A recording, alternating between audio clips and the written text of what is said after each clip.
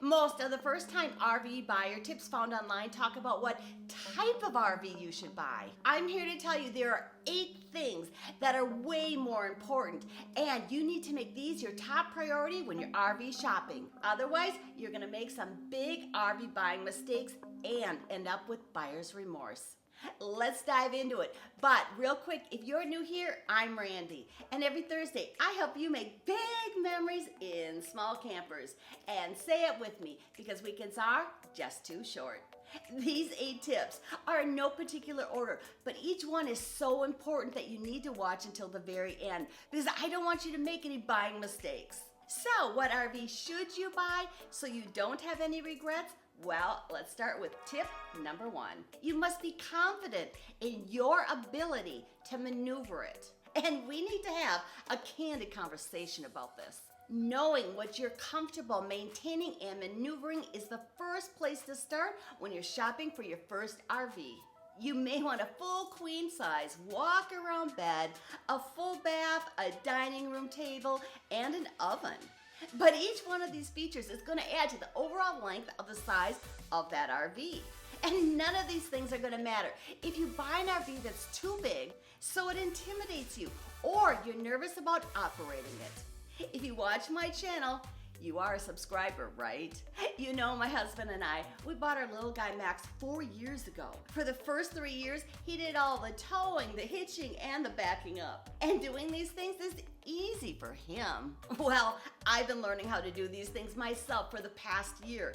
And while they're not hard to do, they're not as easy as he made them look, especially backing up. While the little guy Max is a small trailer, if I didn't have a husband to do these things and I had originally bought the camper as a first-time solo RVer with no experience, the size of this RV would have been unmanageable for me.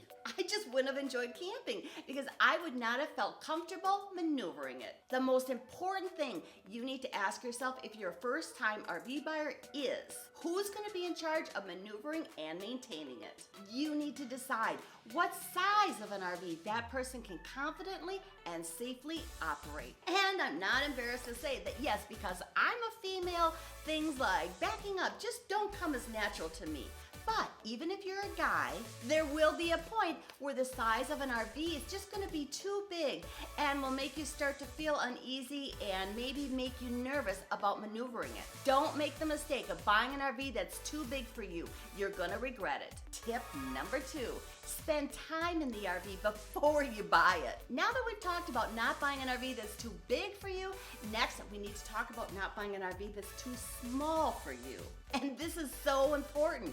I didn't take this into consideration when I bought my first RV, and it was a costly mistake. You see, the little guy Max wasn't the first RV my husband and I bought. A month earlier, we had purchased a smaller camper, and after our first camping trip, we realized that we had bought the wrong RV. The interior space was just too small for us. So we went back to the dealer and traded it in for a little guy Max. Yeah, I'm sure this was a really costly mistake when we had to do that. The big mistake we made was we didn't spend time in that first RV before we bought it. When we were looking at this RV with our salesperson, we were all just sitting around a table inside the RV for about 30 minutes. And that was the only extent of time that we spent in the RV before we bought it.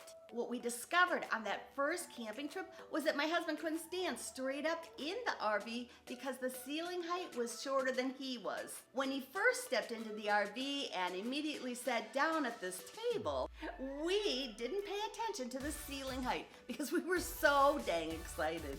Another issue was the bed. The bed wasn't long enough for my husband to lay on. His feet didn't fit on the end of the bed, and even if he wanted to have his feet kind of dangle over the edge of the bed, there was a wall here. So he had to sleep kind of scrunched up, and this wasn't very comfortable. Now, I know what you must be thinking. My husband must be a really tall guy.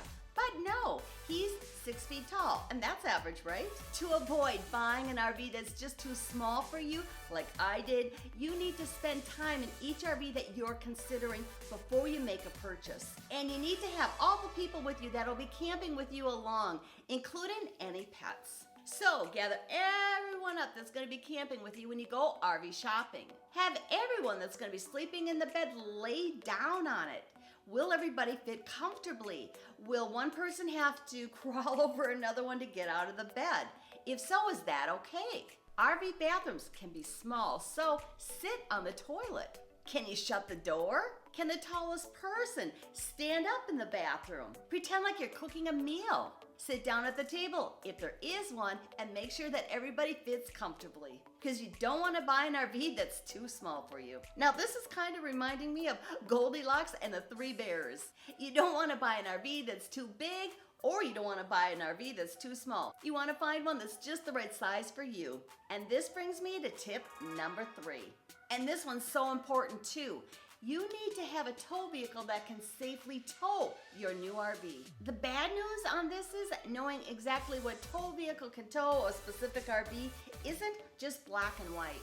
I think it's so important that you do your own research and never completely rely on what the vehicle manufacturer will list as the vehicle's towing capacity or what the RV dealership might tell you. The last thing that you want to do is purchase an RV and then afterwards realize that your towing vehicle isn't capable of properly handling that RV, because this can be really dangerous. You should always err on the side of caution and never ever exceed or maximize your vehicle's towing capacity. Up next is probably going to be the hardest thing that you need to decide on when you're buying an RV. But first, I want to let you know that this video is part of a playlist that I'm calling Make Memories, Not Regrets. If you're in the RV buying process or even thinking about buying an RV, these videos are made for you. And you need to watch the rest of these videos, of course, after you're done watching this one. They're going to guide you through the RV buying process so you don't have any regrets. I'll leave a link to this video playlist in the video description below. Tip number 4. You need to know what amenities you can live without and which ones you can't live without. I don't like to be the bearer of bad news, but the odds are you're probably not going to get all the amenities that you want. In a previous Make Memories Not Regrets video, I did an interview with PJ from the dealership Princess Craft RV. And in this video, she shared some really great RV buying tips. But also in this video, she shared a great tip on how to figure out which amenities that you're going to need so that you're a very, very happy camper. She suggested to start with a wish list, but then once you start shopping, you're going to realize that you're not going to be able to get everything on that wish list. She said it might not be feasible to have a walk-around bed, a full shower, and keep the price under $20,000. The next step is to go through that list again and decide on the things that are absolutely must-haves for you. After you get this list pared down to your absolute necessities, then get your calendar out and start planning your upcoming camping trips. This is going to be an eye-opener because it's going to tell you how you're really going to be using your RV. Are you going to be doing more weekend trips, or are you going to be taking that once-in-a-lifetime 3-month trip? The reality is maybe you're going to just use it 5 times a year for 3-day weekends. So maybe you don't need all that storage you first thought you did. Maybe you'll be okay without a walk-around bed. Maybe an outside kitchen is going to be more important than you thought. Planning your upcoming camping trips is such a smart way to help you decide what amenities are going to be the most important to you. But doing this is even going to be more important when we talk about tip number 7 and tip number 8 coming up. Especially tip number 8, because it's so important, but it's something no one ever talks about when they talk about buying an RV for the first time. But before we jump ahead to those tips, we need to talk about tip number 5, and it's a biggie, and that's finding the best floor plan. Here's why this is just so important. Let's say, for example, you decided that an 18-foot RV is going to be the perfect Goldilocks size for you. It's not too big and it's not too small. But here's the thing. You can have 5 of the same size RVs sitting side by side, and each one of these is going to have a different floor plan and a different layout. But I'm here to tell you, the floor plan and how well it's designed is going to have an impact on your camping experience. I'm not exaggerating. RV manufacturers cram a lot into these small spaces. So one floor plan might make you feel kind of cramped and confined, while another one might make the small space feel open and spacious. Here's a design biggie, and that's windows. When we're in small spaces, windows are our best friends. Windows obviously bring the sunshine in, which I love, but they also make small spaces feel more spacious. When shopping for an RV, no matter what size, always pay close attention to windows. How many outside views will you have? But more importantly, how often are you going to be looking at a wall? Other things such as, are the microwave or the refrigerator placed at arm level? Or are you going to have to bend down to open them? One floor plan might have the bed at the front of the RV, so this is going to be the first thing you see when you walk into the RV. Now personally, this isn't my favorite. I'd rather have my bed in the back of the RV, because then I don't always have to worry if my bed's not made. Take careful notice of these different layouts. I guarantee once you start paying close attention to this, you're gonna walk into some RVs and think to yourself, this floor plan doesn't even make sense. Then you're gonna walk into others that really seem to take advantage of every square inch. I know I keep saying that each one of these tips is so important, but I believe that they really are, so that you don't buy the wrong RV and make any mistakes. And the next one is very important too, and it's one that I did pay close attention to when I bought my little guy Max, and I'm so grateful that I did. Tip number 6, buy a quality RV. Consider this. How well would your house hold up if it was being towed down the road? Even if it was a very well paved road and there weren't any potholes, after a pretty short period of time, your house would take a beating and there would be damage. There's been several times when I've arrived at a campsite and I've opened the RV door only to discover that the cabinet doors have flung wide open and all the contents have been on the floor. Unfortunately, our roads do have potholes, and the things in our RV are constantly bumping up and down and moving all over the place. It'd be interesting to place a camera inside my RV and see what's really going on back there while I'm towing it down the road. Actually, that's a great idea. I think I'm gonna do that. Okay, this is an extreme example, and you may have seen this video, but one time when my husband and we were exploring the Ozark Mountains, we unexpectedly found ourselves going up the side of a mountain, and we had no business being on this road.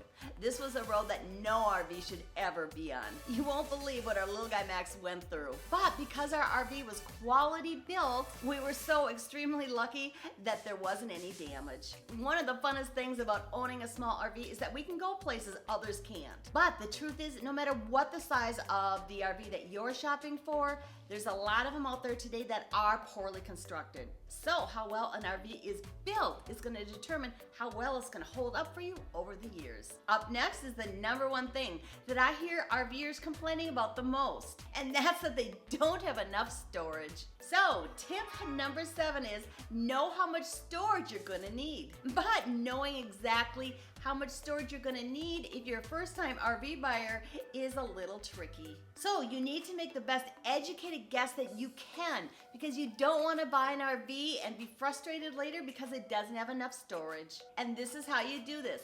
Go back to the calendar that you planned when you planned your upcoming camping trips. Obviously, your storage needs are going to be different if you're a weekend warrior versus somebody that's going to be gone 2 or 3 months at a time. So, based on the amount of time that you plan to be gone, make a list of everything that you think you're going to need to bring with you. Include everything from clothing to dishes to camping chairs and your RV essentials.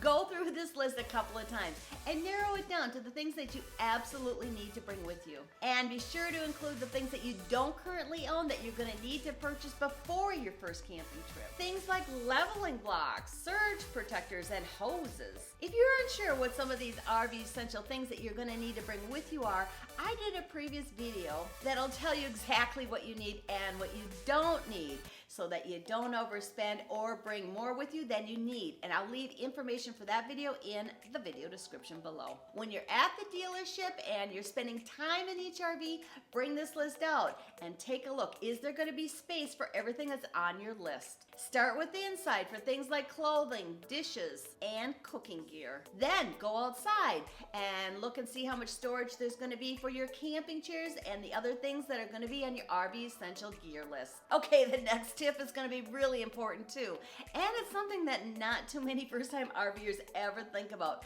I know that I didn't. Tip number 8, buy an RV with RV tank sizes that are going to fit your needs.